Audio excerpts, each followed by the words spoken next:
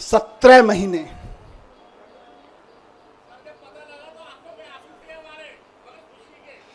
ये इन आंसुओं ने ही मुझे ताकत दी है 17 महीने जेल में। मैं जब राजघाट पे आपसे बात करके गया था तो कह के गया था शायद 7-8 महीने लगेंगे। मुझे उम्मीद थी कि 7-8 महीने में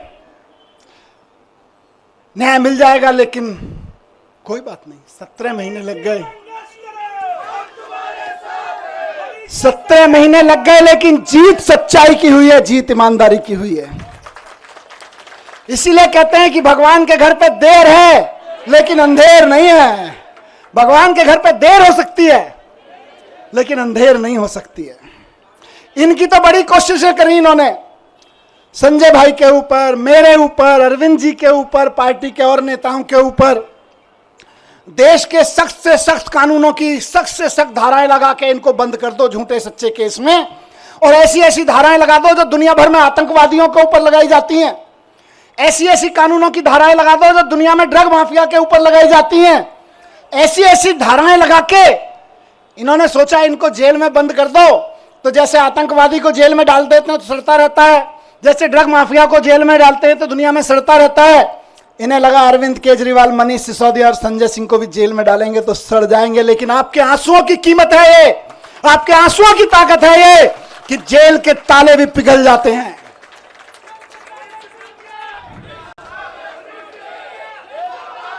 एक ही चीज कहूंगा, कल सुबह मैं बैठा था कि सारी दुनिया की सारी बुरी ताकतें भी इकट्ठी हो जाए ना, तो जो सच्चाई के रास्ते पे चलता है उसका साथ भगवान देता है, उसका साथ भगवान जरूर देता है।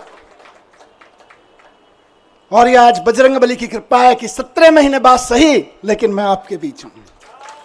और अभी गया मैं बजरंगबली के मंदिर में, पंडित जी ने आशीर्वाद दिया। वहां जो पंडित जी मौजूद होते हैं वही बजरंगबली जी के वाणी बोल रहे होते हैं। उन्होंने बजरंगबली जी की वाणी से आशीर्वाद दिया कि विजयी भव, सफल भव। मैंने कहा जी एक ही सफलता का मंत्र है, दिल्ली के एक एक बच्चे के लिए शानदार स्कूल बना के देने हैं, यही हमारी सफलता है। और इसके लिए मैं कल से कह रहा था अपने साथियों से, हम तो रथ के घोड़े हैं, हमारा असली सारथी अभी जेल में बंद है, वो भी बाहर आ जाएगा। फिर उसके बाद हमको तो जहां हकेंगे हम हकेंगे, लेकिन हमारा असली सारथी भी जेल में बंद है और जेल के ताले टूटेंगे, बहुत जल्दी छूट के आ जाएंगे। बहुत कृपा है अरविंद जी के ऊपर बजरंगबली की। आपको याद है ना, लंबे समय से बहुत सारे लोग साथ हैं, कितने शुगर का पेशेंट होने के बावजूद कितना लंबा लंबा फास्ट किया, केवल बजरंगबली जी की कृपा से। तमाम तरह के आरोप, इतने इतने आरोप लगाए झूठे झूठे, बच गए, निकल के आ गए, केवल अरविंद जी बजरंगबली जी की कृपा से। और मैं समझता हूं भगवान की कृपा, बजरंगबली जी की कृपा हम पर कल हुई बाबा साहब के दिए हुए संविधान की बदौलत। बाबा साहब ने, जब ये मुकदमे की सुनवाई चल रही थी, मैं बहुत ध्यान से सुन रहा था, पढ़ रहा था, पूरी डिटेल ले रहा था वकील साहबों से। बाबा साहब ने 75 साल पहले, करीब 75 साल पहले अंदाजा लगा लिया था कि कभी कभी ऐसा भी होगा, हम लोकतंत्र का संविधान बना रहे हैं, लेकिन कभी कभी ऐसा भी होगा कि इस देश में तानाशाही ताकतें आके आतंकवादियों और ड्रग माफियाओं पर लगाए जाने वाले कानून को आम आदमी के ऊपर लगाएंगे, व्यापारियों के ऊपर लगाएंगे, विपक्षियों के ऊपर लगाएंगे।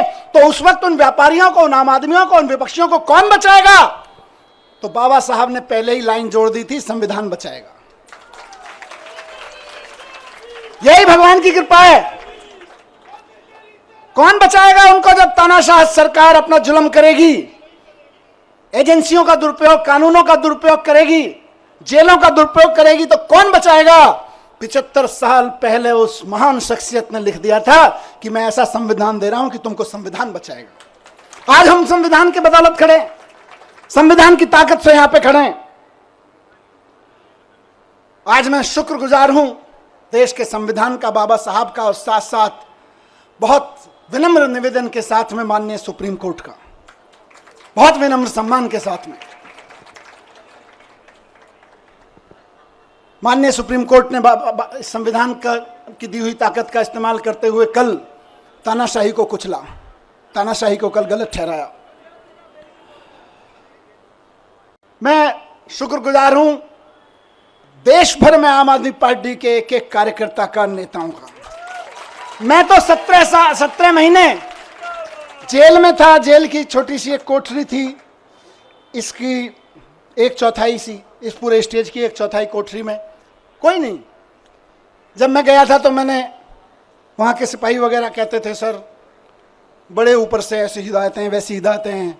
मैंने कहा आप चिंता मत करो, मैं तो जंतर मंतर पे एक अखबार के साइज पे सो गया था, मुझे कोई दिक्कत नहीं है।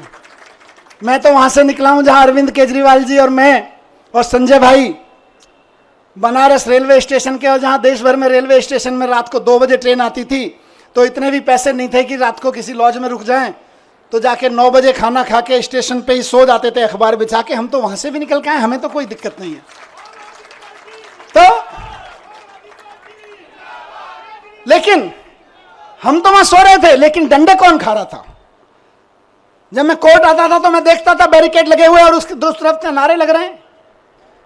अखबारों में देखता था, टीवी में देखता था, आप में से बहुत सारे चेहरे यहां खड़े हैं, मैं देखता था ये मेरी बहन को लाठी लगी, ये मेरी बहन को एक पुलिस वाले ने धक्का दिया, ये मेरे एक भाई को पकड़ के खींचा।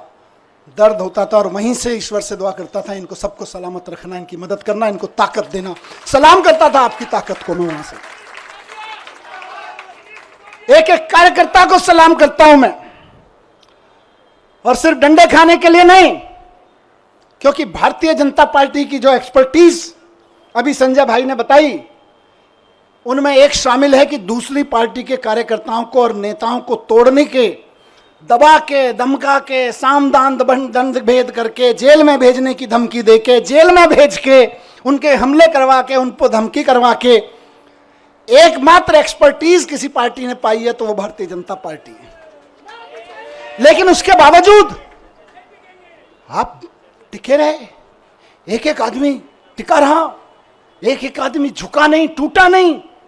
एक एमएलए कैसे सारे खड़े हैं, मैं जानता हूं किस किस के ऊपर क्या क्या दबाव नहीं था और क्या क्या नहीं होगा और क्या क्या धमकियां नहीं आ रही थी, लेकिन उसके बावजूद बेबाकी से खड़े रहे, सीना तान के खड़े रहे। उस सीने, तने हुए सीने को मैं सलाम करता हूं आप लोगों को, आप डटे रहे।